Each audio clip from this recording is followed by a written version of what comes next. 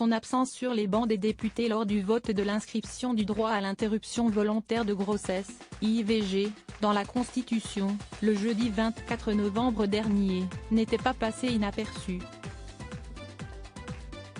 Surtout pas après l'élouement du Rassemblement national sur cette question. Alors que les Français seraient très largement favorables à la constitutionnalisation du droit à l'IVG, à 86% d'après un sondage publié par l'IFOP ce mardi 29 novembre, le texte a fracturé le parti d'extrême droite. Alors quand sa chef de file n'est pas apparue dans l'hémicycle le jour de ce scrutin très médiatisé, après plusieurs revirements quant à sa position, cette absence a pu sembler bien pratique. Mais la fille de Jean-Marie Le Pen avait une bonne excuse, révélée par nos confrères du Parisien ce vendredi 2 décembre.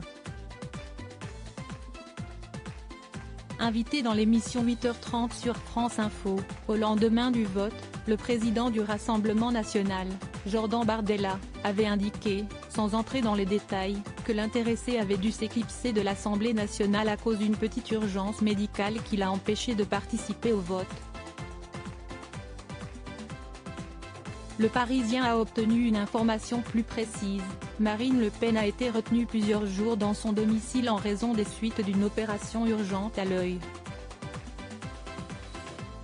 Emmanuel Macron, Valérie Pécresse, Marine Le Pen, les grigrimaudes des politiques françaises, une position ambiguë mais qu'aurait voté la figure de l'extrême droite, eût-elle été présente dans l'hémicycle? Jordan Bardella l'a fait savoir, elle se serait abstenue. L'héritière du Front National avait proposé dans la matinée un amendement visant à inscrire l'IVG dans la Constitution à condition de graver dans le marbre ses dispositions actuelles, une clause de conscience spécifique pour le personnel soignant, en plus de leur clause de conscience générale, une double clause symbolique, souvent jugée stigmatisante par les féministes, ainsi qu'une limite de 14 semaines pour le délai de recours.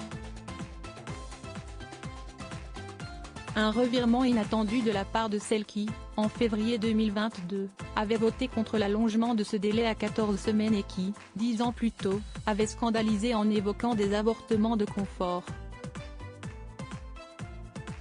Article écrit en collaboration avec 6 médias. Crédit photo, Jonathan Reboa. Panoramique.